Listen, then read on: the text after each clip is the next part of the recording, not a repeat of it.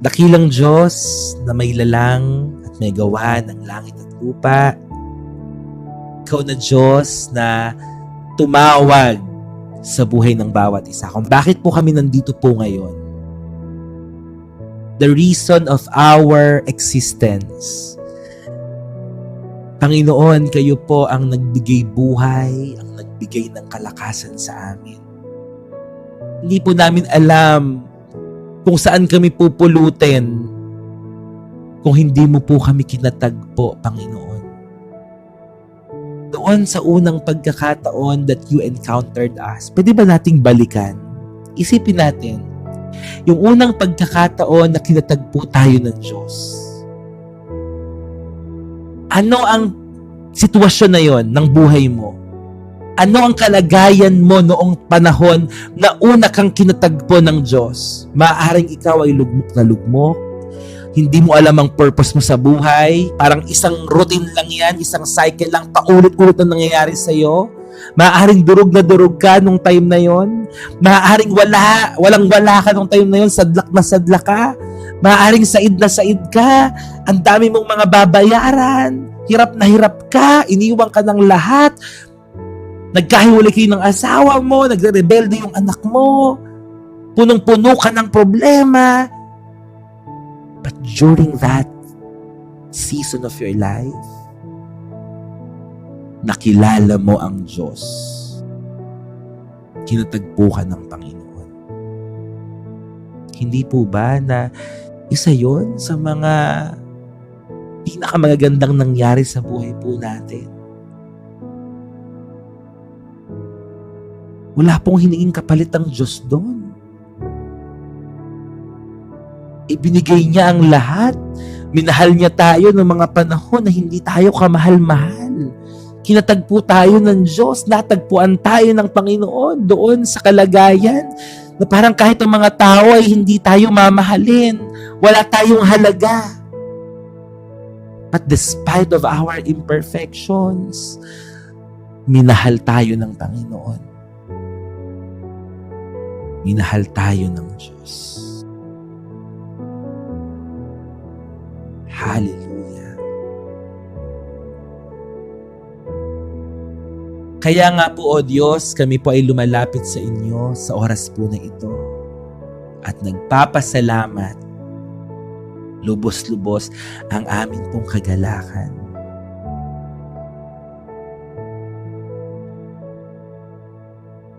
Sa iyo po kami humuhugot ng lakas, Panginoon, ng pag-asa at kapayapaan. Iparanas mo sa amin ngayong gabing ito, ngayong oras na ito, lalo na po sa lahat ng mga tao na hindi maunawaan ng kanilang sarili. Hindi po nila maunawaan ang kanilang nararamdaman. Maaaring nanonood sila ng live stream po na ito na bigat ang kanilang kalooban. Maaaring nanonood sila ng live stream na ito na sila ay umiiyak sapagkat meron silang pangangailangang hinihingi sa iyo, O Diyos.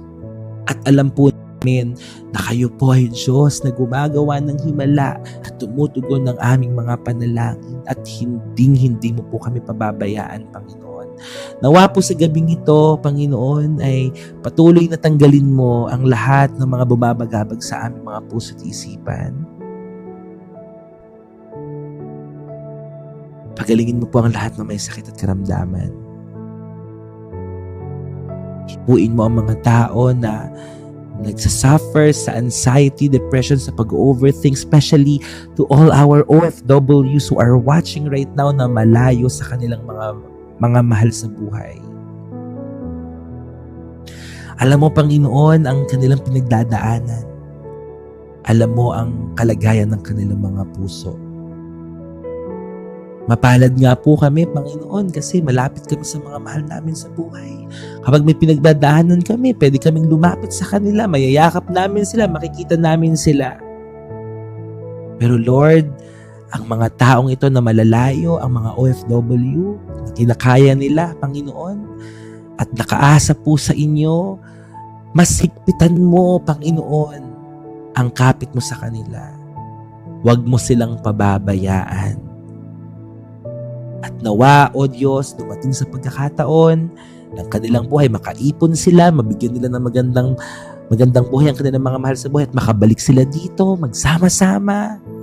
Hindi ko po alam. Or baka yung mga mahal nila sa buhay ang pupunta doon sa lugar na yon at doon sila mamumuhay. I don't know, Lord, but we trust in your perfect will. O God, alam mo ang mas makakabuti para po sa amin, Panginoon. So I pray in the name of Jesus Christ of Nazareth, let your peace, Lord, continue to overflow in this live stream.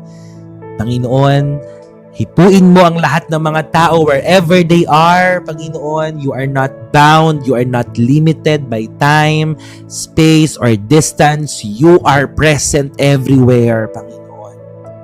Kaya naniniwala po ako na kayang-kaya mong pagpalain, kayang-kaya mong higitan, Panginoon, anuman ang aming iniisip.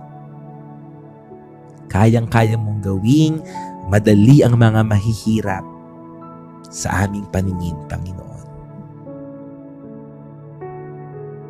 Pagpalain mo ang bawat isa, Panginoon, sa aming pag-aaral ng iyong mga salita, maging maliwanag ito. Pagbulay-bulayan po namin ang lalim ng iyong salita, Panginoon.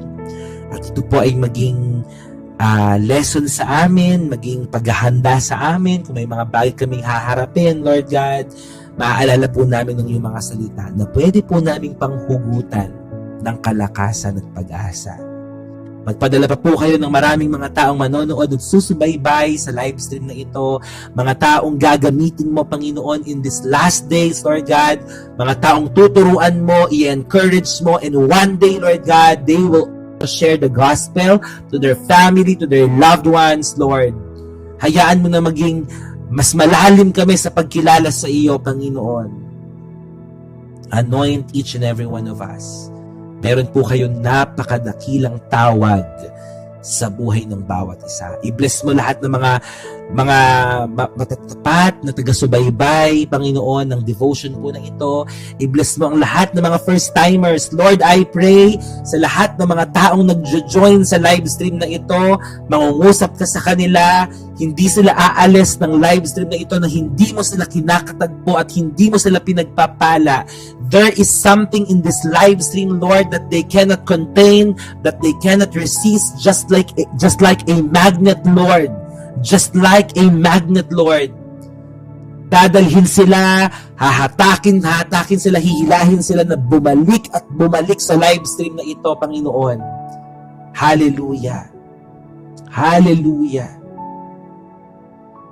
Sa pangalan ni Jesus, sama-sama po kaming lalago at magpapakalalim sa iyo, Panginoon. At ang amin pong panata, hindi na po kami lalayo sa iyo, Panginoon. Hindi na po kami lalayo. May you bless this community. Bless me, my tongue, my lips, my heart, my whole being as I preach your word. Hallelujah, not with the enticing words of human wisdom, but only by the demonstration of your power and of your spirit, Lord. May I preach your word boldly and accurately, Lord God, that will give encouragement, inspiration, and life to these people who are watching. Ang lahat po ng mga nawawalan ng pag-asa, magkakaroon ng pananampalataya sa iyo. Lahat ng mga nagsasuffer sa sakit at karamdaman, dadaloy ang healing, Lord, sa bawat isa po sa kanila. Sa lahat ng nangihina, dadaloy ang kalakasan, Panginoon. Salamat, salamat, dakilang Diyos, sa iyong napakalakas na presensya, sa iyong kilabot, Panginoon, nararanasan namin. Kilabot ng iyong presensya, Panginoon. Ang kalapitan mo, Panginoon, sa aming mga buhay. We are here. We are available. We are committed. Use us for your glory alone. In Jesus' name we pray. To you all the glory. In Jesus' name we pray lahat po. Ay magsabi ng Amen. Amen. Amen. Isang malakas na palakpak ng pagpupuri sa ating pong Panginoon. Hallelujah! Praise Jesus. Praise God. Praise God.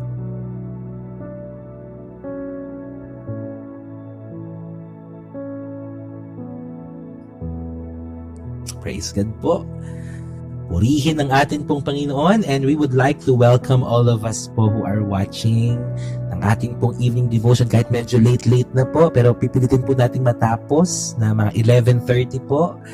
Yes, Genesis chapter 34. But before that, we would like to welcome all our first-timers. Sino po dito ang sa unang pagkakataon na inanonood po ng ating pong live? Pwede po ba kayo mag-comment ng me at kung saan lugar kayo nanonood? Me watching from ganyan. At isa-shoutout po namin kayo dahil gusto namin kayong i-welcome. Hello Hansel from Sorsogon, Mardel from Bicol. Hello po sa inyo, magandang gabi. Ayan, watching from Singapore, si Iyo Terlu. Hello po. Wow, thank you so much, Pati Karen. God bless you po. Ayan, kakasert lang, yes. Si Master from Biliran, si Hannah from Gel Isabela, Liben from Bicol, Rhea from Taiwan, Florenda from Zambales, hello po. Si Ichigo from Las Piñas, si Antukin from Macau, Jaja from Palawan, Alona from Laguna, Leonie from Rome, Italy, hello po. Majoy from Manila, Hannah from Gel Isabela, Kati Sasi from Oman, hello po. Matagal na nanonood, wow, that's nice. Si Jelani from Pangasinan, Pamia from Davao, Jen, hello po sa inyo. Hannah, Jeans, affiliate from Batangas, Alpha Feliciano of OFW from Taiwan, Yana from Sultan Kudarat, praise God po. Yan, hindi pa ba ako nabanggit? Si Age from KL, sa Kuala Lumpur ba yan? Si Yana, Yako Sultan Kudarat, Mardel, amen. Si Sarmiento from Cavite, Yon from Occidental Mindoro, hello po. Ayan, palakpakan po natin si Lord, praise God. Si Yon from Occidental Mindoro, si Chio from Canada. Palakpakan nga po natin si Lord sa lahat ng mga first-timers, Lizzie from Taiwan, at Alona from Laguna. Sige po, i-welcome natin sila, heart to heart, community. Ayan, welcome natin lahat ng ating pong mga first-timers. At sa bawat isa po sa atin, pwede po kayong magpunta dito po sa ating pong community. Yan, nakikita niyo po ang heart to heart. Yan. So, nakikita niyo po dyan, heart to heart. Yan, this one. Pwede niyo po itong i-search sa FB, sa Blue App. Kung gusto niyo pong mag-join ng aming community, ng aming pong group chat, pwede po. Yan. So, search niyo lang po yan, tapos mag-message kayo.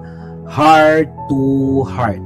Message lang po kayo dyan para po may sumagot po sa inyo at maka-join po kayo sa ating pong GC, maka-join po kayo sa ating FB community. And you may also follow po our social media platforms sa FB, sa IG, and subscribe po sa ating YT channel. Kung gusto nyo balikan yung mga previous devotions po natin, nasa YT po, uploaded po lahat. So pwede nyo balikan. Praise God. Depende po RC sa oras, pero pipilitin po natin. Kasi galing ako sa barangay kanina. Yan. Galing ako sa barangay kanina dahil bukod po sa pagiging isang digital missionary dito po sa social media, ako rin po ay isang barangay kagawad. Yan. Barangay kagawad din po ako. So, ayan po, all for the glory of God. And we are doing this po dahil mahal natin ang Diyos at gusto po natin na maraming mga tao ang makilala sa Kanya. Amen po ba? So, again po, search nyo lang po to, heart to heart. Yan, heart to heart sa FB para pwede po kayo doon na mag-comment or mag-join, mag-message para maka-join kayo sa ating mga group chat. So, praise God po. Maraming salamat. Don't forget din po na mag-tap, share, and repost upang umabot po tayo sa popular ranking dito po sa TikTok at mas marami pang mga tao ang makikilala sa Lord. So, let us reach more souls for Jesus. 47,382. Konti na lang po. Magpo 47.4 na po tayo. To God be the glory. Amen. Huwag po magpuyat. Oo nga. Amen. Yan. Praise God. Praise God. Genesis chapter 34. Salamat po. Salamat sa lahat ng mga nag-share, nagtatap. Praise God. Whew. Okay. Sino na po dito ang nasaktan? Siyempre, lahat tayo nasaktan, di ba? Siyempre, lahat tayo nasaktan. Kaya hindi ko natatanong. Kasi lahat tayo nasaktan. And our topic po is entitled, When Pain is Not God's Will. Yan. When pain is not God's will.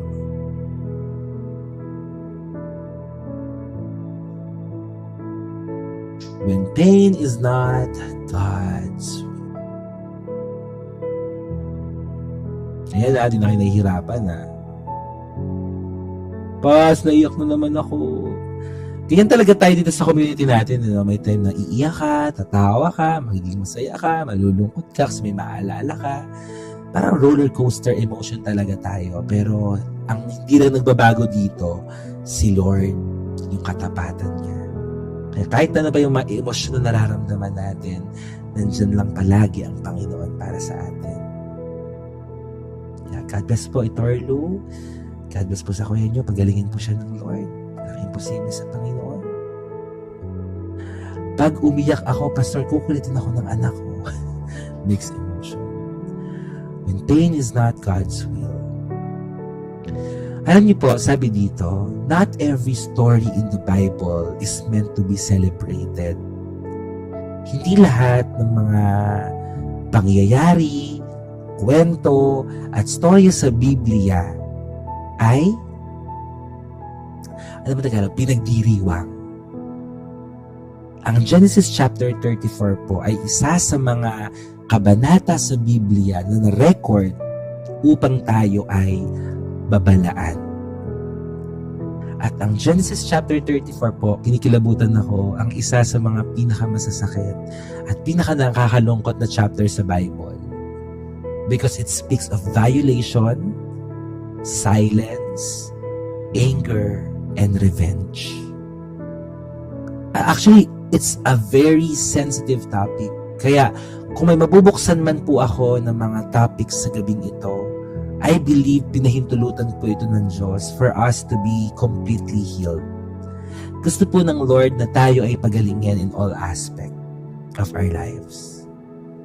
Actually, there is no direct command from God here, but only the tragic consequences of human sin and uncontrolled emotion.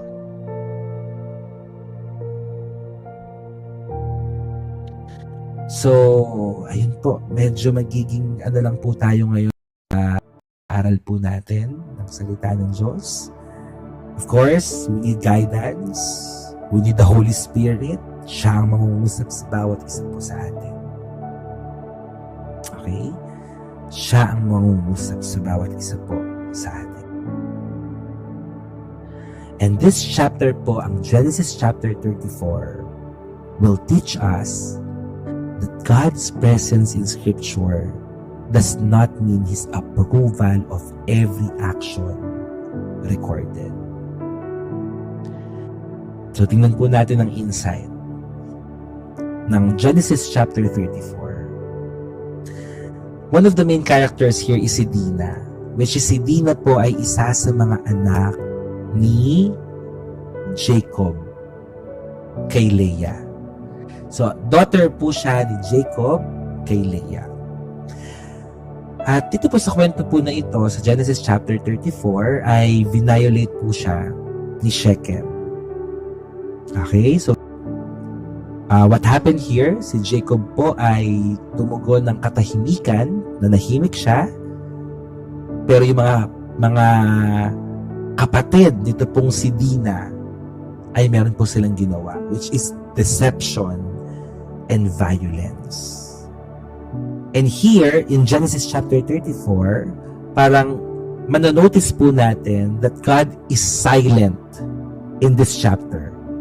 God is silent not because He is absent, but because human choices are fully on display. Ano ang mga pwedeng mangyari kapag tayo mismo mga tao ay nagdesisyon sa isang bagay na tayo mismo ang gagawa? Tayo mismo ang gagawa. And this narrative po ng Genesis chapter 34 will expose what happens. Okay? Makikita natin dito, may expose ito, ano ang mangyayari kapag or when pain is met with silence and justice is replaced by vengeance. Ang ganda po. Ano ang pwedeng mangyari kapag ang sakit ay pinili mong patahimikin at ang hustisya ay napalitan naman ng paghiganti?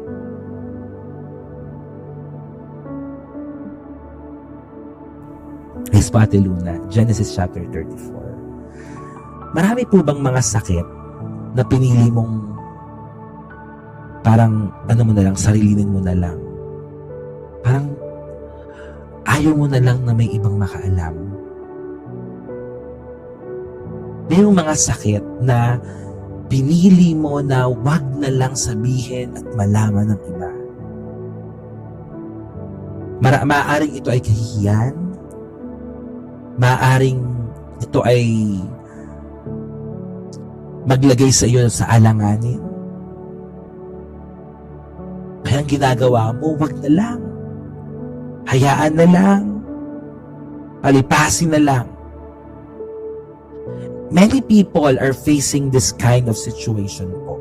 Maraming mga tao ang nasa ganitong sitwasyon.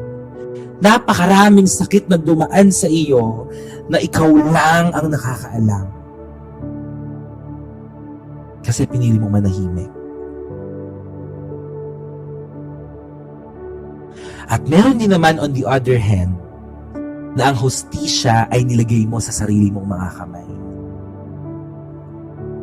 Na supposedly ang Diyos ang kikilos, pero ikaw ang nagiganti. Ito po ang buong konteksto ng Genesis chapter 34. Basahin po natin. Sabi ko po medyo sensitive yung topic natin tonight, but I hope na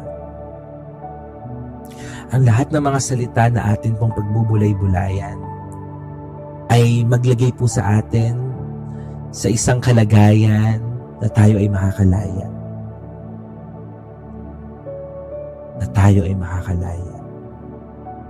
Kahit makinig lang po kayo, it's okay. It's okay lang. Hayaan niyo po na ang Diyos ang kumausap sa inyo, ang Diyos ang maghilom sa ating mga sakit na pinili mong patahimikin na lang. Basahin po natin ang Genesis chapter 34. Starting verse 1. One day, Dinah, the daughter of Jacob and Leah, went to visit some of the young women who lived in the area. But when the local prince, Shechem, son of Hamor, the Hivite, saw Dinah, he seized her and raped her. But then he fell in love with her, and he tried to win her affection with tender words. He said to his father Hamor, "Get me this young girl. I want to marry her."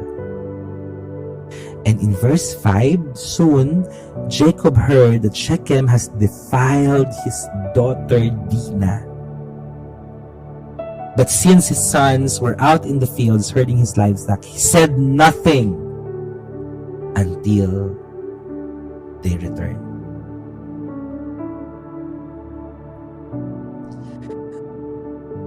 May mga tao po na nakaranas ng matinding trauma in the past. I believe. Yes, Miss Weng. I believe that we have a lot of childhood trauma. Totoo yan. We have a lot of childhood trauma. Now, paano natin i-handle yung ganitong sitwasyon? Yung iba, pinipiling tumahimik. At yung iba, pinapatahimik. Point number 1, silence in the face of sin. Silence in the face of sin allows damage to grow. Pasensya na po kung may mga matatapo ako ng mga topics na baka maka-apekto po sa inyo. Sabi ko nga po, I pray na ito po yung maging way po ng Lord para para sa patuloy po nating paglaya. Silence in the face of sin allows damage to grow. At ito po ang ginawa ni Jacob When Jacob heard that his daughter Dinah had been defiled, his sons were in the fields. Anong ginawa niya? So he did nothing about it until they came home. Until they came home. Alam niyo po, there's a time for everything. Kahit sa Ecclesiastes chapter 3 verse 7, sinabi yon, a time to be silent and a time to speak. Hindi po pwede na mananahimik ka lang kasi may mga pagkakataon na kailangan mong isabi. And here we can see that Jacob's silence created space for uncontrolled anger. Kasi siguro, kung merong ginawa agad si Jacob that time at hindi siya tumahimik, baka pwedeng may mangyari And brothers and sisters, silence is not always wisdom. Sometimes, okay? Sometimes. Kasi yung iba, di ba, sabihin, tahimik na lang ako, hayaan ko na lang sila. But silence is not always wisdom. Sometimes it is neglect. Minsan, kapabayaan din po natin. So may mga pagkakataon po that we need to speak truth with courage. Speak truth with courage. And we need to protect the vulnerable. May mga tao po na hindi kayang ipaglaban ng kanilang mga sarili. May mga, lalo na po yung mga bata, kaya nga meron tayong VAUSI, di ba? Violence Against Women and Children. Magkaroon po tayo ng safe space para sa mga tao na vulnerable. Kaya kung kayo po ay magulang, palagi niyo pong paaalalahanan ng inyong mga anak na hindi po kayo kaaway, hindi kayo kalaban, na kapag sila po ay nagsabi sa inyo, hindi galit ang mararamdaman po nila. Na bakit galit si nanay kapag nagsabi ako? Kasi hindi na po sila mag-open the next time. Nawa po ay magkaroon tayo ng safe space sa loob ng tahanan. Kasi bakit nahihiya yung mga anak magsabi sa magulang? Kasi kapag nagsabi, baka pagalitan, baka hindi paniwalaan. Alam niyo po ba na meron din in our church before, may mga kabataang nagkukwento sa akin. May mga kabataan na nagkukwento sa akin na sila po ay biktima rin po. I don't know kung pwede bang sabihin yung term na ABUSE. Sila po ay biktima sa loob ng sariling tahanan. At alam niyo ba, hindi niya yun kinuwento sa magulang niya, sa akin niya kinuwento. Kasi hindi niya kayang ikwento sa kanyang magulang. Dahil ang iniisip niya, baka kampihan yung kapatid niya, baka masira yung pamilya, baka maging kahihiyan, etc. Baka mapagalitan pa siya dahil kakalat mo sa ibang mga napakahirap.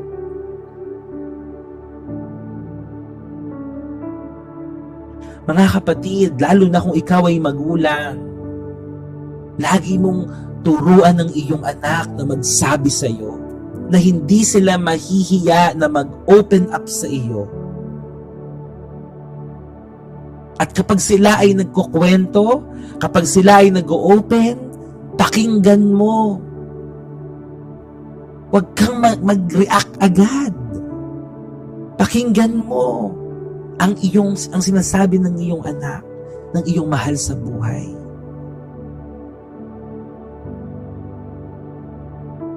Ecclesiastes 3 verse 7. Yes, alam niyo ba, ako po, very ako sa mga kabataan kasi sobrang lapit ko sa mga kabataan. Siguro, kaya niya rin nakwento sa akin yun. Kasi wala siya mapagsabihan eh. Hindi nga alam ng magulang niya eh. Sabi ko sa kanya, gusto mo ba na sabihin ko? Sabi niya, Tayhar, wag po. Sa'yo ko lang po sinabi. And I respect kung anong gusto niya. Kasi wala akong karapatan na ako yung magsabi dun sa magulang. Sabi ko, I respect you. Pero sabihin mo sa akin kapag ready ka na. But I encourage her. Sabi ko, mas maganda magsabi ka sa magulang mo. Pero ayoko siyang pangunahan.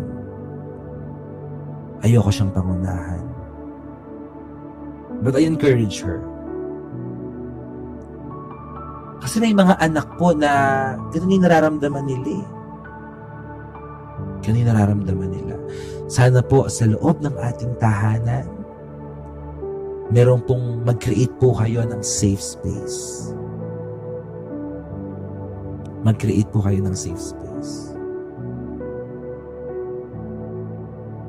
Sino yung sa kabute? Yeah.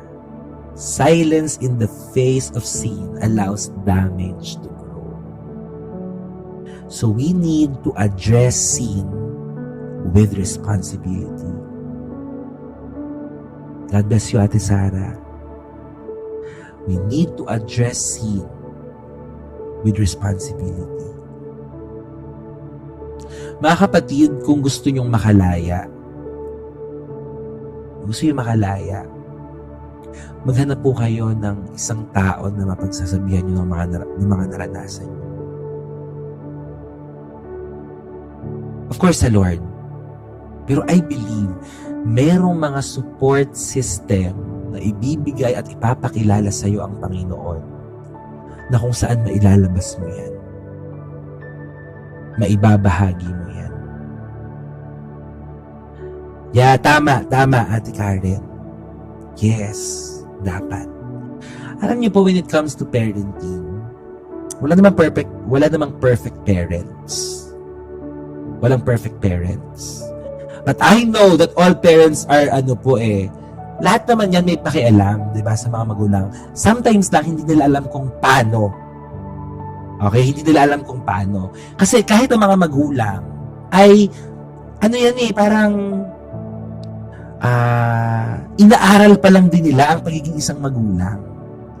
'Di ba? Inaaral pa rin nila ang pagiging isang magulang. Walang perfect parent. Wala talaga. At kahit na anong gawin mo na pag-aalaga at pangangaral sa mga anak mo, darating din po sa pagkakataon, magkakaroon niya ng sariling ugali. Magkakaroon ng sariling pag-iisip. 'Di ba? Hindi mo mapipigilan 'yon. Kaya nauso nga, 'di ba, may black sheep sa pamilya. Ganun talaga eh. Bigla may lilitaw dyan na anak mo na parang pakiramdam niya, hindi siya favorite, etc. Ganito. Nararamdaman nila. Kaya, ang parenting po, mga kapatid, napakahalagang factor pa rin at ingredient niyan. Kailangan ng pagsama ng Lord. Kahit sabihin mong magaling kang parent, pero kung wala ang Panginoon dun sa sentro, wala pa rin eh. Diba? Parang may kulang pa rin.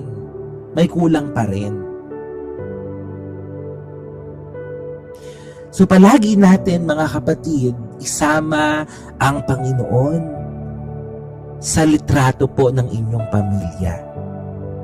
Huwag niyo siyang babaliwalain. Train up a child in the way he should go. For when he is old, he will not depart from it. Yun naman ang sinasabi ng salita ng Diyos eh. Diba? Train up a child in the way he should go. Mga kapatid, kapag nagawa mo na ang iyong responsibilidad na ituro mo na sa iyong mga anak in the formation years, ang lahat ng mga bagay na dapat mong ituro, lalaki na po yan. At ang kailangan mong gawin ay ipanalangin ang iyong mga anak. Kasi po, darating sa pagkakataon na magkakaroon niya ng sariling isip, ng sariling desisyon. Hindi sila makikinig sa lahat ng mga pinapayo mo, hindi sila makikinig sa lahat ng mga sinasabi mo, pero hindi nila matatakasan ng panalangin mo. At yun ang pinakamaganda na pwede mong gawin sa kanila. Pwede sila magtakip ng tenga pag pinapangaralan mo sila. Pero, ang salita ng Diyos, ang panalangin mo, hindi nila yun natatakasan. Okay? Amen. Yes, prayers talaga. Kahit na ano pa ang ugali ng anak mo, kahit na ano pang ugali ng anak mo, yes, Rochelle, yan, isa yan sa gagawin natin. Parenting. I-remind mo ako, Rochelle, sa message. Diba? Kahit na anong ugali pa niyan, siyempre, hindi mo yung susukuan, anak mo yan eh. Diba? Anak mo yan. Ipanalangin mo. Buhusan mo ng pagmamahal. Addressing with responsibility. Hayaan mo mag-open sila sa'yo. Sabi dito, silence can wound as deeply as words. Grabe. Kahit pala ang katahimikan ay kayang sumugat, kagaya po ng pagsugat sa atin ng mga salita. Silence can wound as deeply as words. So again, Ecclesiastes 3:7, there is a time for everything. 3:7, a time to be silent and a time to speak. A time to be silent and a time to speak. May pagkakataon na kailangan mong magsalita. Kailangan mong mag-open. Okay? Kasi anong sabi sa James chapter 4 verse 17? James chapter 4 verse 17. If anyone knows the good they ought to do, kapag alam mo ang isang bagay na mabuti at kailangan mong gawin and doesn't do it, it is a sin for them. At ito po yung tinatawag natin sa James chapter 4 verse 17 na as yung sin of omission. Ang sin of omission po, alam mong tama, alam mong mabuti, pero hindi mo ginawa. Hindi mo ginagawa. Alam mong dapat gawin. Kasi kapag hindi mo ginawa, mapapahamak siya. Alam mo na meron kang kailangan, for example, nakakita ka. Diba? Ikaw ay isang witness, ikaw ay isang testigo. Hindi ka nagsalita, kasalanan mo.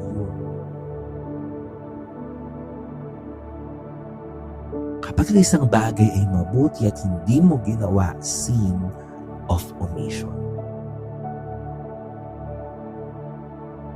So address sin with responsibility. Speak truth with courage. And brothers and sisters, let us protect the vulnerable. Ang mga bata po, kailangan nila ng tulong at gabay ng mas nakakatanda sa kanila. Ang mga matatanda ay hindi inaabuso ang mas bata. Pero sa mundo natin ngayon, grabe, kasamaan. Diba? Grabe na po, grabing kasamaan na ang mundo po natin. Pasama ng pasama. Kaya tayo mga Kristiyano, kaya tayo mga mananampalataya, kailangan may pagbabago sa atin. Simulan natin sa pamilya. Okay lang ba yun? Mga magulang na nanonood, alam ko na binabago tayo ni Lord eh. Sagad-sagarin na natin. Okay? Sagad-sagarin na natin ang pagbabago. Binabago ko na rin naman ni Lord. Bigyan mo na yung todo. Simulan mo sa pamilya. Tama, Ate Candy. Ipakilala agad si Jesus habang bata pa. Okay, sagad-sagarin mo na. Magsimula ka sa pamilya mo. Okay? Tama, mga kids. Lagi mong kausapin, lagi mong ipakilala si Jesus. Mas maganda nga na bata pa lang, umati na sila ng mga Bible study, umati na ng church, pakinggan nyo dito sa TikTok ng mga ganitong klaseng gawain, hindi yung kung ano-anong, sige mag-cellphone ka dyan, mag-iPad ka, sige laro ka dyan, di ba? Dapat meron silang oras na, sige magde-devotion muna tayo manonood muna tayo. Oh, kahapon may nag-send sa akin ng picture, o kahapon nung nakaraan yun, nag-send sa akin ng picture ng crossover, pamilya sila. Pamilya nanonood ng devotion natin kasama nung anointing of oil. May kasamang bata, si Lola, tapos mag-asawa ata sila. Nakakatuwa. Diba? Nakakatuwa. Buong pamilya silang nanonood. Sabay-sabay nagde-devotion. Sabay-sabay nakikinig ng salita ng Diyos. Kaya yung mga anak nyo nababad, sa cellphone kakalaro, sabi ni Ate Edith Rain. Ay, bigyan nyo sila ng screen time. Okay. Wow, talaga po, Miss Wenko. Dito yung devotion natin dito. Diba, kapag nakikita po ng mga anak nyo yung ginagawa natin dito, kalalakihan nila yan. Yung sabihin nila, oh, Mi, devotion na kayo. O, sasama pa yan minsan. Thank you so much po, Kuya Michael. God bless po. Diba? Yes, nakikinig din siya. God bless po. Nagkano na ba tayo? Nag-popular na ba tayo? Tama. Maaalala nila yan. Tama. Thank you, Mark. God bless you. Salamat.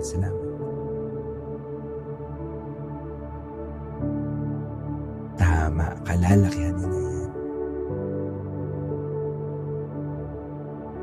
Amen. That's good. Amen, Ria. God bless. Yung bunso ko, pas na pa-join ko sa grounding session, iyakan po kami dalawa. He's 17. Wow, that's nice. Thank you, Ate Bibi Cheng. God bless you po. Bakit po hindi natigil luha ako, sabi ni Faye. Parang bago lang si Faye dito. First time ka dito, Faye. Hello sa lahat ng mga first-timers. Ganito po talaga kami dito. Iyak, tawa. Kasi nararamdaman namin yung pagkilos ni Lord. Okay. Madalas na pala si Ate Faye. Wow. Amen now. So, point number 2.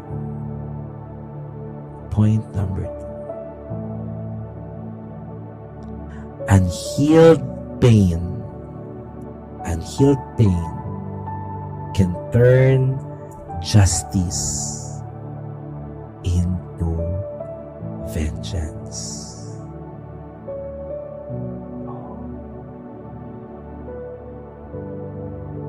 Unhealed pain can turn justice into vengeance.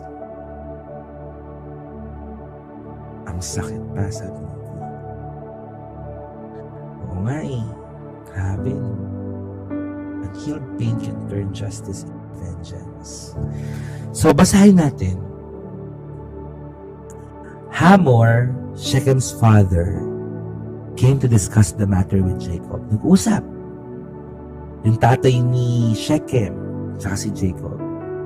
Meanwhile, Jacob's sons had come in from the field as soon as they heard what had happened.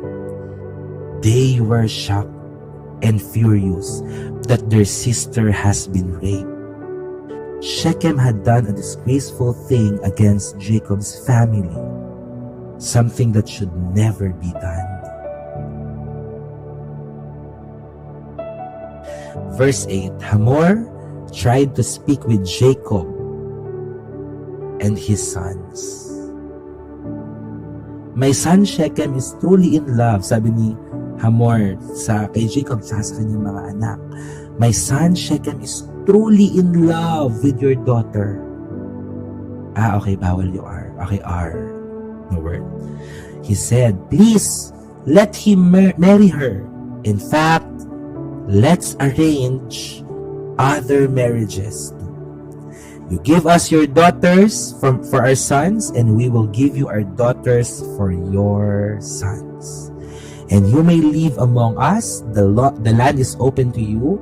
Settle here and trade with us, and feel free to buy property in the area. Then Shechem himself spoke to Dinah's father and brothers. Please be kind to me, sabi ni Shechem, yung ng R kay Dinah. Please be kind to me and let me marry her, he begged. I will give you whatever you ask. Para nanunuhol siya, no? No matter what dowry or gift you demand, I will gladly pay it. Just give me the girl as my wife. So parang lahat bibigay ko, basta ibigay nyo lang sa akin yung kapatid nyo, yung anak nyo, Jacob, parang ganon. But since Shechem had defiled their sister, Dinah, Jacob's sons responded deceitfully to Shechem and his father Hamor. They said to him, we couldn't possibly allow this because you're not circumcised. It would be a disgrace for our sister to marry a man like you. But here is a solution. If every man among you will be circumcised like we are, then we will give you our daughters. And we will take your daughters for ourselves. We will live among you and become one people. But if you don't agree to be circumcised, we will take her and be on our way. So, ito sa pagkakataong ito, nagkaroon na ng pandilinlang. May sarili silang gustong gawin. Nagplat sila ng kasamaan. Hamor and his son Shechem, o nagplat sila ng vengeance, paghihigante. Hamor and his son Shechem agreed to their personal proposal. Shechem wasted no time in acting on this request, for he wanted Jacob's daughter desperately. Shechem was a highly respected member of his family, and he went with his father Hamor to present the proposal to the leaders at the town gate. These men are our friends, they said. Let's invite them to leave her here among us and trade freely. Look, the land is large enough to hold them. We can take their daughters as wives and let them marry ours. But they will consider staying here and becoming one people with us only if all our men are circumcised, just as they are. But if we do this, all their livestock and possessions will eventually be ours. Come, let's agree to their terms and let them settle here among us. So anong ginawa ng mga tao sa lugar na iyon, sa town nila Shechem? So all the men in the town council agreed with Hamor and Shechem, and every male in the town was circumcised. Ito na ang susunod na pangyayari. What happened? Genesis 34 verse 25. But 3 days later, when their wounds were still sore, 2 of Jacob's sons, Simeon and Levi, who were Dinah's full brothers, took their swords and entered town without opposition. Then they slaughtered every male there.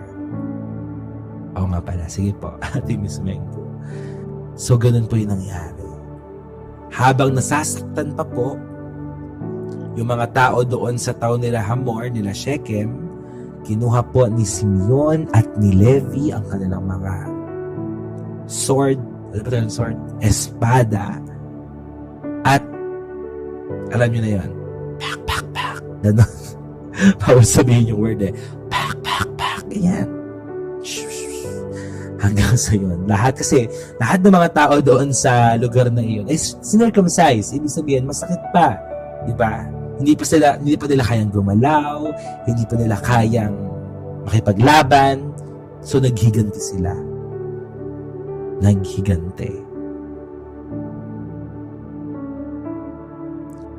Si Simeon at si Levi na tunay na kapatid, as in mga kapatid ni Dinah, dahil galing sila kay Leah.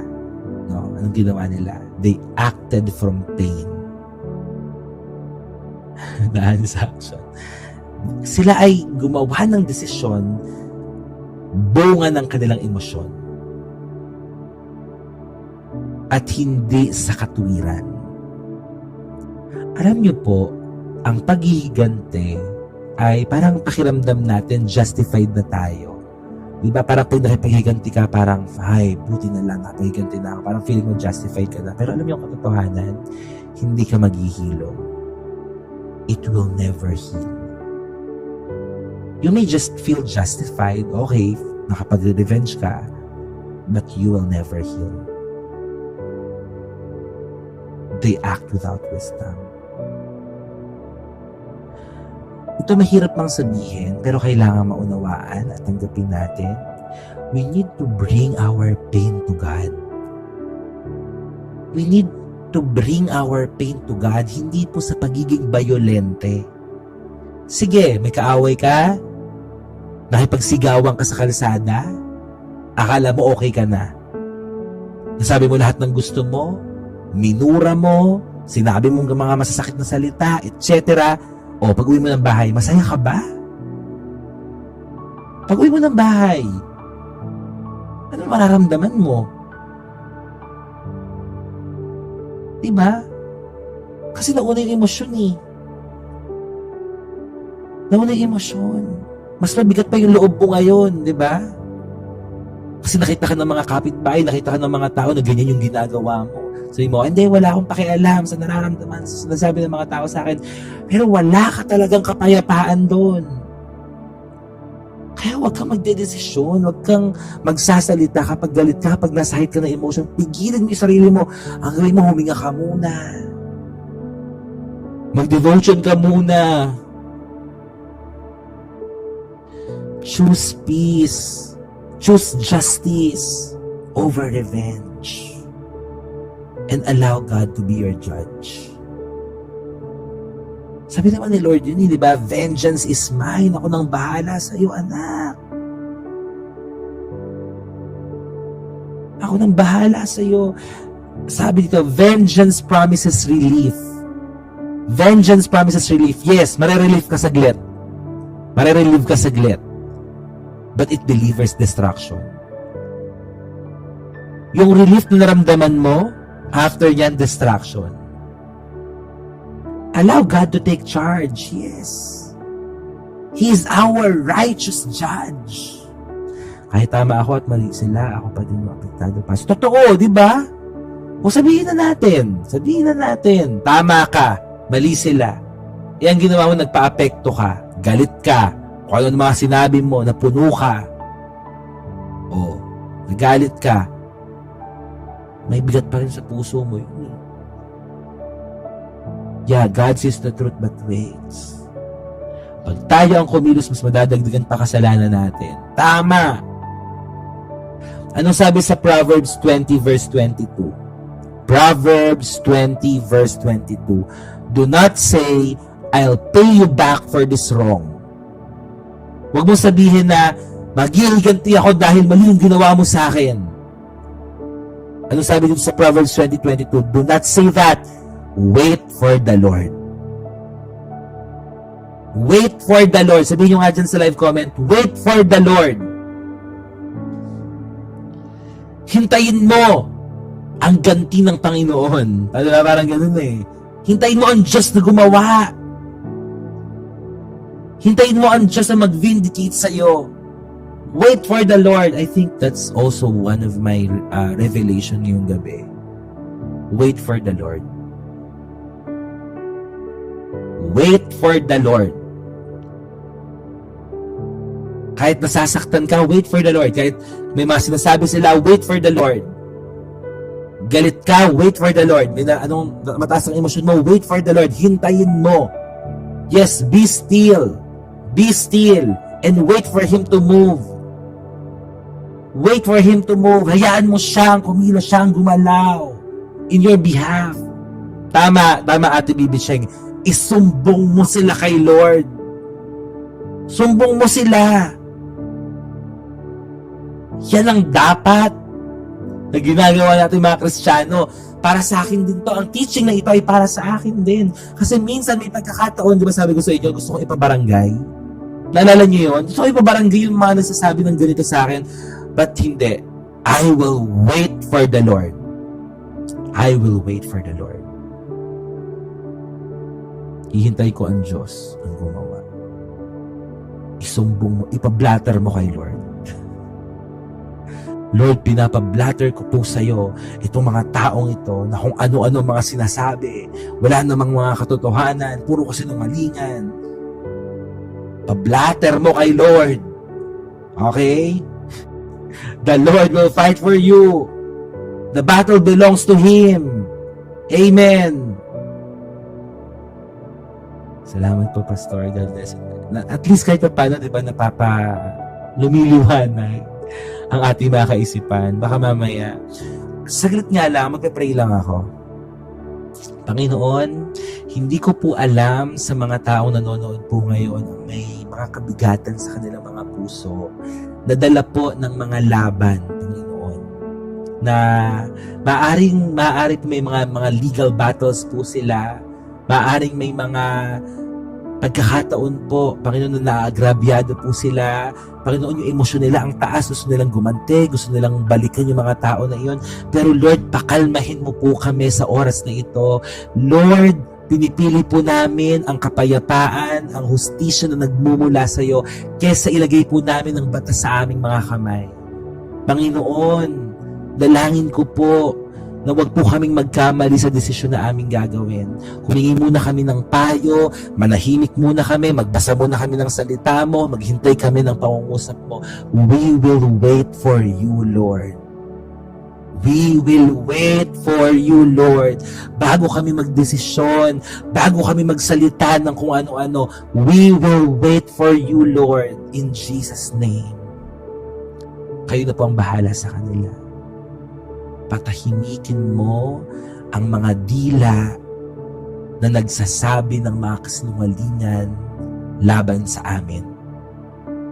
Patahimikin mo ang mga lying tongues, ang mga deceiver, Lord, talking behind our back, Lord. Kayo po ang magpatahimik sa kanila. Hindi po kami gagawa ng kahit na anuman, Panginoon. Bless those who bless us and curse those who curse us. Kayo na pong bahala. Kasi sinabi mo, Lord, vengeance is mine. At kung dumating man po, Panginoon, sa pagkakataon, natatapikin mo sila, hindi po kami magiging masaya, Panginoon. But we will pray for those people.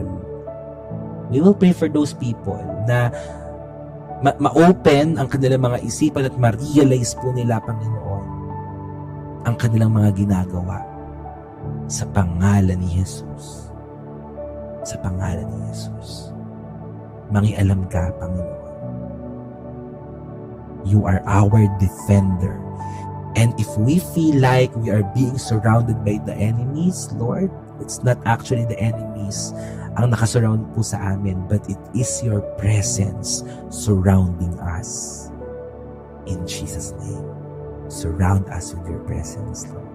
Maraming salamat po. Ipanalo mo ang lahat ng mga battles na meron kami. May it be legal battles, Lord God, o laban, Panginoon, na may mga tao na may mga sinasabi sa amin, Lord. Ikaw na po ang bahala sa amin. Pagtanggol mo kami, Panginoon. Gumawa ka ng paraan, Panginoon. Patahimikin mo sila, Lord. In Jesus' name, we thank you and we glorify you. Be with us, Lord.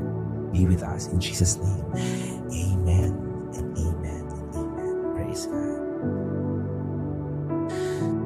Ay, ang hirap sa akin ipanalangin nun. Alam niyo kung bakit? Kasi sana ma-realize na lang nila agad. Ngayon pa lang, sana ma-realize na nila agad. Kasi ako natatakot para sa kanila eh. Ako natatakot para sa kanila. Ayokong makita sila na nagsasuffer.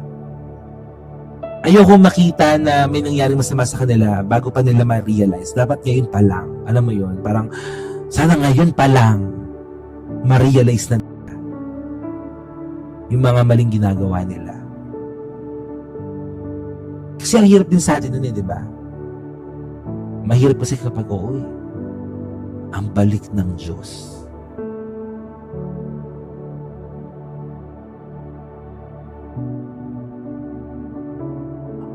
May mga ganun talaga eh. May mga ganun, Ate Rose. Lalo na kung tapat ka naglilingkod sa Panginoon, ay, nakikita ng Diyos ang puso natin. Alam ng Lord ang lahat. Alam ng Lord ang lahat. Basta ikaw, huwag kang bumawi, huwag kang gumante. Okay? Gantihan mo ng kabutihan. Gumanti ka ng magandang gawa sa kanila.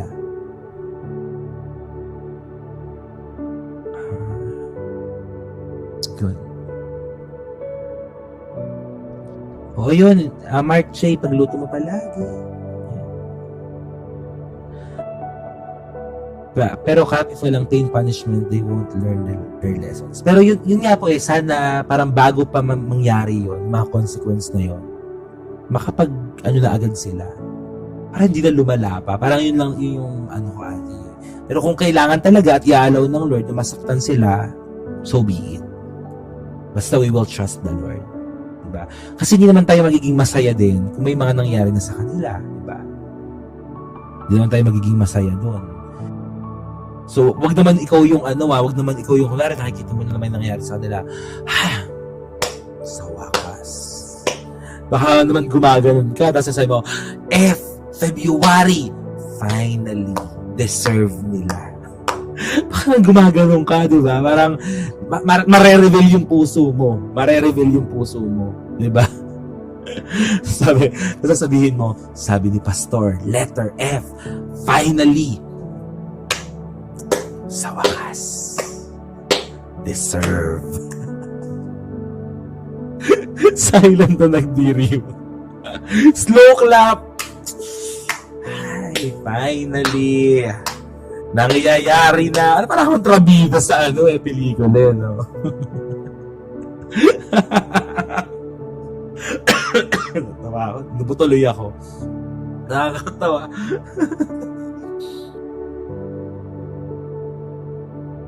O yan, no? Si Katamora may testimony daw. Natatawa ako.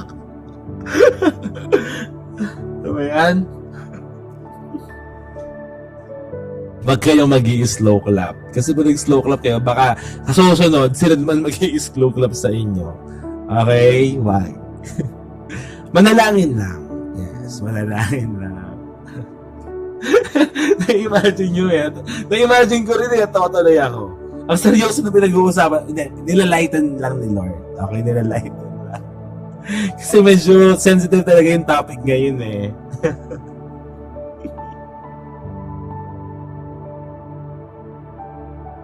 Hindi ba pwedeng matawa pag ang kalaban natin nasasaktan sila kasi babawiin ng Lord yung leksyon na yun para sa kanila.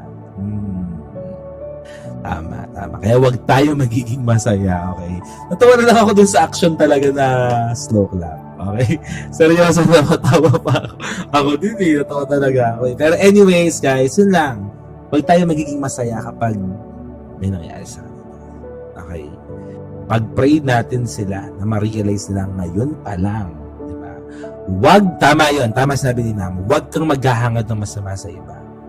Kasi baka sabihin mo, diba, wow, answered prayer ako. Answered prayer ako, madapa siya. Answered prayer ako, may masamang mangyari sa kanya. Hindi answered prayer yun. Okay? Walang prayer na naghahangad ka ng masama sa kapwa mo. Okay? Huwag ganun. Okay? Huwag ganun. God bless you, Malin, sa iyong family. God's favor, God's blessings. And point number 3.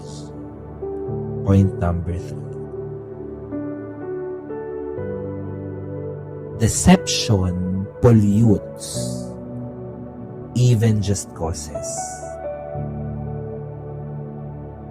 Deception pollutes, even just causes. Parang kahit feeling mo ay makatwiro naman eh. Yung ginagawa mo, parang just naman yung ginagawa mo eh. Pero napopollute pa rin ang deception. Yan. Napopollute pa rin ang deception. Tingnan natin yung Genesis 34:13. Genesis 34 verse 13. Sabi dito, but since Shechem had defiled their sister Dinah, Jacob's sons responded deceitfully to Shechem and his father Hamor.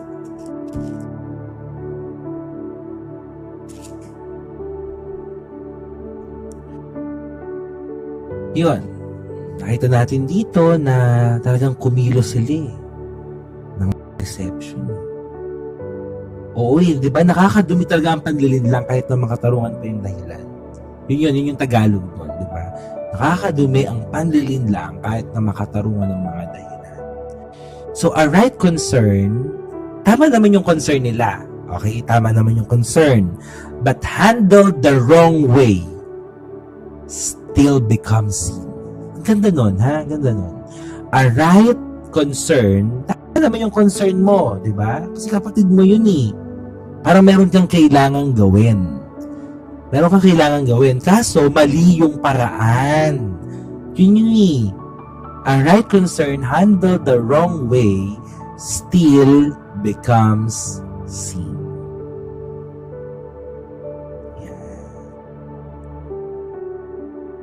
A right concern handled the wrong way still becomes sin. Tama yung concern, syempre kapatid, may concern ka, pero mali ang paraan. Because God cares about the method as much as the motive. Okay? May care si Lord doon. May care si Lord doon sa method at sa motibo mo. Diba sometimes, tama yung motibo, mali yung paraan. Kasalanan. Meron naman, tama yung method, mali naman yung motibo. Kasalanan. So, kailangan tama ang motibo at tama ang method kung paano mo siya ginawa. Maliwanag po ba yon? Motibo at method ang tinitingnan ni Lord eh. Motive and method. Hindi pwede na tama yung motibo mo, maling ginagawa mo, tapos sasabihin mo, basta alam ni Lord yung motibo ko. Di ba may mga ganun? Alam naman Lord yung motibo ko. Kitang-kita mo mali yung paraan mo eh. For example, nagnakaw ka. Kasi ang motibo mo, tumulong sa mahihirap. So, tama yung motibo mo na gusto mong tumulong sa mahihirap, mali naman yung paraan mo. So, ito yung sinasabi dito na God cares about the method as much as the motive. Okay? So, dapat tamang motibo, tamang method. Amen po ba? Hello, backslider. Invest ka na nakakarating dito. Manood ka na. Bumalik ka na sa Lord. Malapit nang mag-rapture. Mas maganda yung old setup, yung cellphone lang. Cellphone lang. Kaso sa cellphone lang, medyo mahirap lang sa mga sa mga chats. Ayan. Kaya naglagay tayo ng ganito. Okay.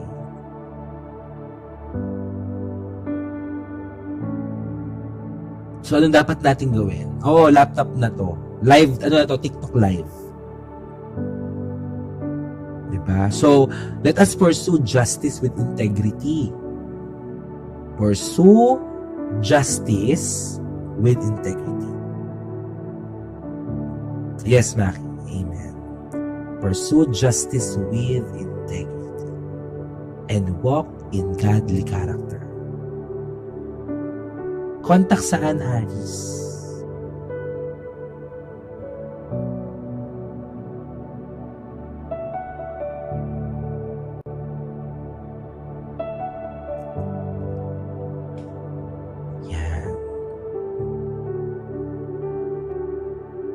Walk in godly character. Sabi po dito sa Proverbs 12 verse 22, Proverbs 12 verse 22, the Lord detests lying lips, but He delights in people who are trustworthy. Ito po wag kang sinungaling. Wag tayong sinungaling. Maging mapagkakatiwalaan. Tapos ito, pakiusap ko lang sa ating lahat na huwag tayong one-sided. Huwag tayong one-sided na parang pag may nagkwento sa'yo, paniniwalaan mo agad. Minsan nga kung sino pa yung unang nagkwento, sila pa yung may diba? Hindi porket unang nagkwento, tama na yon. Diba, lagi ko naman sinasabi sa inyo yon. Hindi porket unang nagsabi sa inyo, tama na yon. So, kailangan nyo malaman both side of the story bago ka mag-jump into conclusion. Okay? Yun lang naman yung pakiusap ko sa lahat. Huwag kang maniniwala agad o huwag kang magja-jump into conclusion kung hindi mo naman naririnig yung dalawang side ng kwento. Okay? Laging may dalawang side of the story. So yun, dapat mapagkakatiwalaan ka kasi eh.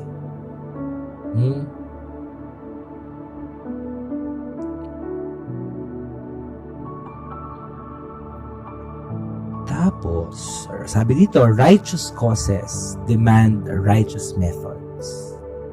Oo di ba? Minsan may dagdag pa yun eh. Righteous causes demand righteous methods. So yun lang din yung sinabi ko kanina. Righteous causes demand righteous method. Kung tama yung motibo mo, yung gusto mo mangyari, kailangan tama ang metodolohiya. Tama ba? Methodology. Method. Tama ang paraan. Okay? God bless you, Ate Marjorie. God bless you. Yeah, okay. Actually, I resigned from being a pastor, SLJ, last November.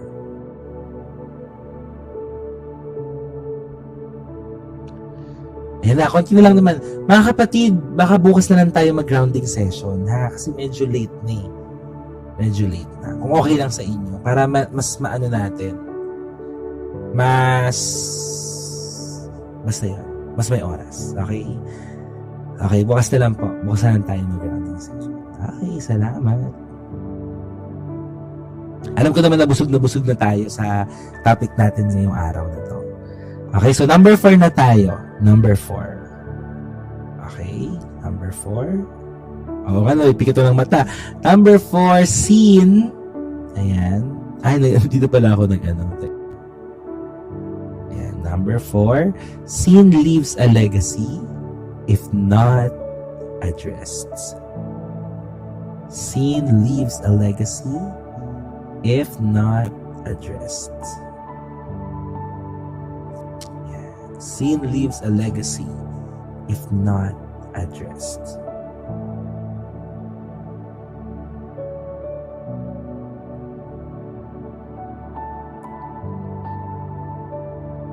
Ang sabi dito sa Genesis 34 verse 30. Basahin muna natin yung nangyari. So, ang nangyari, yan. So, they killed them with swords and took them from China. Meanwhile, verse 27, meanwhile, the rest of Jacob's sons arrived, finding the men slaughtered. They plundered the town because their sister had been defiled her. They seized all the flocks and herds and donkeys, everything they could lay their hands on, both inside the town and outside in the fields. They looted all their wealth and plundered their houses. They also took all their little children and wives and led them away as captives. Afterward, ito na yung verse 30. Afterward, Jacob said to Simeon and Levi, "You have ruined me. You have made me stink among all the people of this land, among all the Canaanites and Perizzites. We are so few that they will join forces and crush us. I will be ruined, and my entire household will be wiped out." Sin leaves a legacy if not addressed. Sabi dito sa ibang salin, Genesis 34 verse 30, "You have brought trouble on me, making me obnoxious, tama ba yung pronunciation? Obnoxious to the inhabitants of the land." So this chapter po, echoes later when Jacob curses Simeon and Levi. Makikita natin yung curse na yan sa Genesis chapter 49. Okay? So, ang ibig sabihin nito, unchecked actions shape future consequences. Unchecked actions shape future consequences. Alam nyo, lahat ng mga bagay na ginagawa natin dito, kapag mali yung action mo, meron niyang consequence in the future. Merong consequence in the future. So ngayon pa lang, we need to address sin early. We need to address sin as early as now. Kung meron kang kasalanang tinatago, it's time na ipa-address mo na yun sa Lord. Ngayon na. Okay? And we need to seek healing before legacy damage. Magpahilom na tayo sa Lord. Sabihin natin, Panginoon, sa lahat ng mga kasalanang aking nagagawa laban sa iyo na hindi ko naman matatago, patawarin mo po ako. Always choose repentance. Always choose repentance. Because unrepented sin always writes tomorrow's pain. Ganda nito.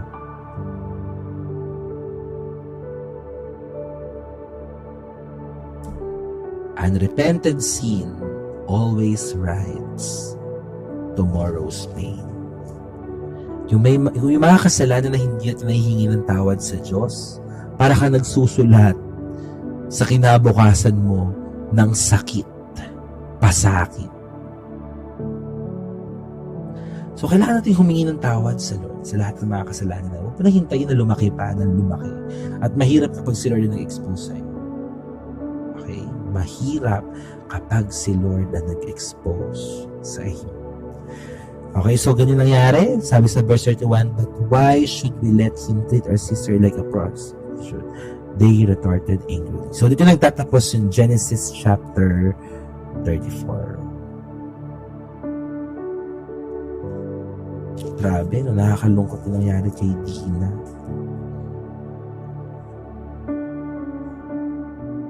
So yun. That's what happened. Sin leaves a legacy if not addressed.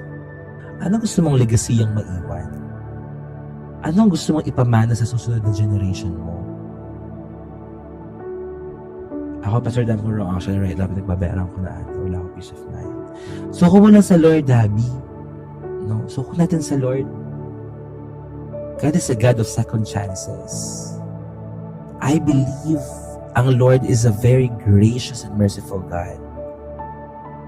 Nung nangyayari yan sa buhay mo, sabi mo sa Lord, Lord, be merciful to me. Be gracious to me, Lord. Bigyan mo ako, ipakita mo sa akin yung way of escape. Sabihin mo sa Lord. Anong gusto mong iwan na legacy sa susunod na generation? Amen. I would like to leave the gospel of Christ. Amen. Amen. So for our conclusion po,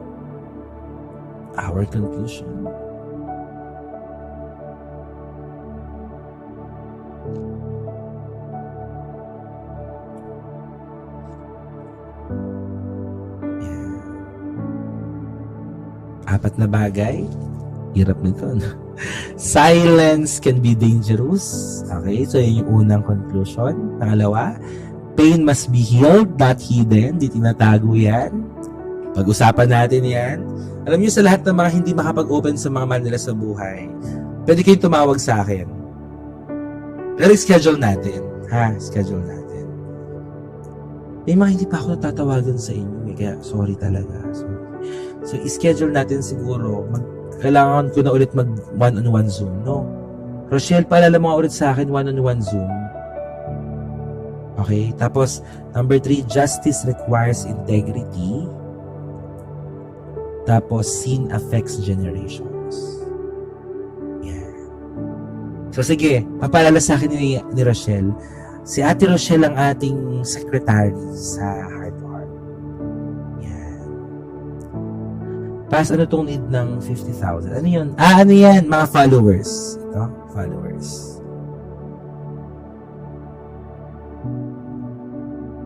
Nawala yung audio ko? Nawala yung audio. Hindi. Okay.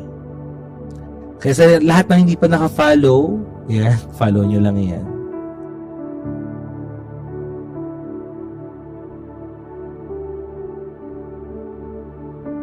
Yun, so yun yung apat na mga bagay na natutunan natin ngayon pong devotion natin. At nawa po ay mag-iwan po ng lesson sa bawat isa. Yun, thank you Louie, nakapalaw na po. Ano yun? Medyo nag-iba? Sino nag-iba? Sino nag-iba?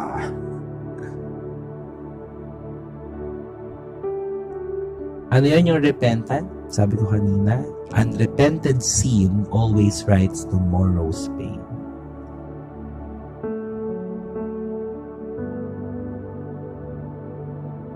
Nag-iba yung audio ko? Nag-iba. Bakit nag-iba? Ano nag-iba?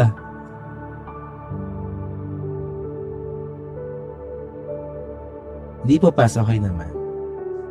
Ano yung nag-iba?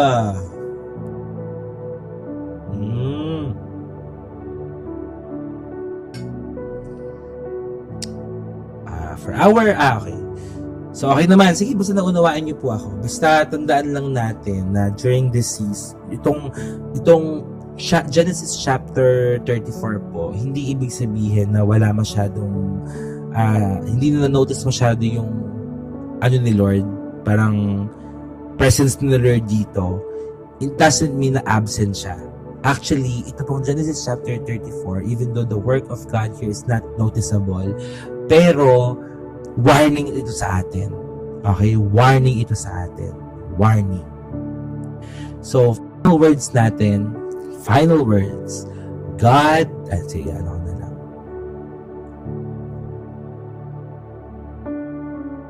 Mas pwede pwede gumamit ng Google sa ano.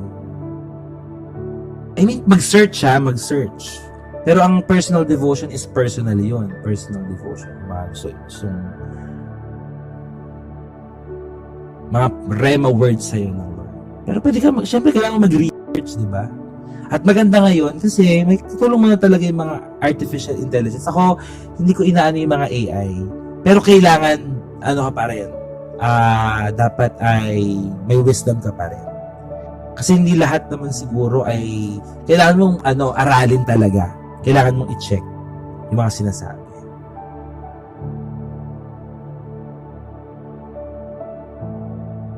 Ano yung sabi niyo?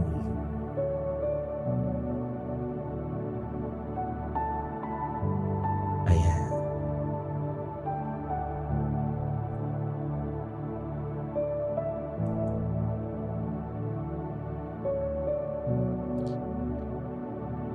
So, final words, God records painful stories not to approve them.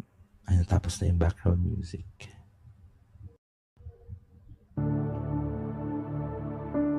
But to prevent us from repeating them. Another, God records painful stories not to approve them, but to prevent us from repeating them. So, itong Genesis chapter 34 ay maaaring naisulat po itong very painful story ni Dina. Hindi ibig sabihin inaaprobahan niya yung mga nangyari. Pero, ito po ay para sa atin na maging babala na wag na po nating ulitin. Okay, not to do the same mistake again. Yun po yung ibig sabihin. God bless you. Rejoice. God bless you po. At sa bawat isa ng mga nakarelate, nakasama sa devotion po natin. Yan, learn from our mistakes. At nandiyan ang salita ng Diyos para ipakita sa atin, turuan tayo ng maraming mga bagay upang mas maging matagumpay ang ating paglakad bilang isang Kristiyano. So yun lang po. Maraming salamat po for joining us tonight. Sa Diyos po ang lahat ng papuri. Palakpakan natin si Lord. Praise God. Na-bless po ba tayo? May natutunan po ba tayo ngayon? Sana po, no? Yun lang naman yung panalangin ko palagi na bawat devotion natin may tinuturo si Lord, nababago tayo, na-apply natin. Amen. Yun lang naman yung gusto natin sa devotion natin. Super blessed. Yung Siyempre, yung makarelate tayo, yung maiyak tayo, emotion lang din natin yun. Pero, nagagamit din yun para makapag-release po tayo talaga. Okay? Malaking bagay po yun. Pero, sayang ang pag-iyak kung walang pagbabago. Kaya mahalaga na may pagbabagong makita sa atin. Okay? God bless Lindsay sa uncle niyo po. God's healing be upon him in Jesus' name. All glory to God. So yun po, mga kapatid, pwede kayo mag-join sa ating pong GC, sa ating pong community. Search nyo lamang po ang Heart to Heart sa FB. Yan, sa FB. Sa Blue App. Search nyo lamang po ito. Tapos message lang po kayo dyan. Subscribe, follow kayo, subscribe, tapos message po kayo. Amen? Yes, bata-bata sa langit ang tamaan ay magbago. Yan, okay? So, bukas na ang gabi, ang ating pong grounding session. Kasi wala naman akong session bukas ng gabi. So, it's already 11:45 na mag-pray na po tayo. Amen? Tapos, yan, join lang po kayo dyan sa community natin. Pray lang po tayo saglit. Hallelujah. Thank you, Lord. Panginoon, maraming salamat po sa lahat ng mga katuruan na amin po napakinggan sa gabi po ito. We thank you, Lord God. Thank you, Lord, for you are a merciful and holy God. Patuloy po kami lumalapit sa inyo, Panginoon, ng may kapakumbabang loob, bagamat mabigat po ang topic po na aming napag-aralan. It's a very difficult passage, Panginoon. But we acknowledge, Lord, yung pain, yung injustice, Panginoon, even brokenness, nag-exist po siya, Panginoon, dahil sa kasalanan. At ito po ay hindi mo kalooban sa aming mga buhay. Kaya tinataas ko po, Panginoon, ng lahat ng mga tao nandito ngayon na nanonood, na wounded, Panginoon, if they are violated, Lord, or parang pinatahimik sila, they were silenced or ignored, Lord, pagalingin mo ang mga taong ito. Paghilumin mo ang kanilang mga puso, Panginoon. Heal what was broken, Lord, and restore them, Lord. Restore them, restore them, restore their dignity that was stolen, Lord, in Jesus' name. At bigyan mo po sila ng boses, Panginoon. Maaring sila po ay pinatahimik, hindi narinig yung side nila. Lord, hindi narinig yung nangyari sa kanila, but Lord, give them voice, Lord, to those people who were never heard, in Jesus' name. Hallelujah. Patawarin mo rin po kami, Panginoon, kung paulit-ulit po namin ini-ignore yung pain, through silence, anger, or revenge. Panginoon, patawarin po kami. So teach us to walk always in truth, Lord, in justice and mercy. And may you guard our hearts, Lord, from any bitterness, Lord. At huwag mong hayaan, Panginoon, na ilagay namin ang batas sa aming mga kamay sapagkat ito hindi mo kalooban, Panginoon. Hindi mo kalooban maghiganti kami, bumawi kami, Panginoon. Pero Lord, ang kalooban mo, manalangin kami, idulog sa iyo, Panginoon, dahil sinabi mo, vengeance is mine. Vengeance is mine, Lord. Hallelujah. Panginoon, paghilumin mo ang lahat ng mga relasyong nasira. Panginoon, bigyan mo ng kapayapaan ang mga pusong may galit, Panginoon. At hayaan mo na makapag-release po ng pagpapatawad, Lord, ang lahat ng mga taong nasaktan, Panginoon. In Jesus' name, in Jesus' name. Hayaan mo po na maging anak mo kami, mga lingkod mo kami, Panginoon, na laging ginagawa ang tama, Panginoon, ng may integridad, na nagtitiwala, Panginoon, that you are the ultimate judge, Lord. You are the ultimate judge. Lord, we surrender everything to you, Lord God, and heal us, Lord, shape us in Jesus' name, and lead us, Lord, in your righteousness, Lord. Hallelujah. Maraming salamat po. Patuloy mong pagalingan ng lahat ng may sakit karamdaman. Bigyan mo kami ng masarap na pagtulog ngayong gabi. Restore mo lahat ng mga kalakasan na wala, Panginoon. And may your glory, Panginoon, fall upon us, Lord God. In Jesus' name, in Jesus' name. Maraming salamat po. At sa lahat po ng katagumpayan, mainam po namin ibabalik sa iyo ang lahat ng papuri, pagsamba at pasasalamat sa pangalan ni Jesus. Lahat po ay magsabi ng Amen, Amen, and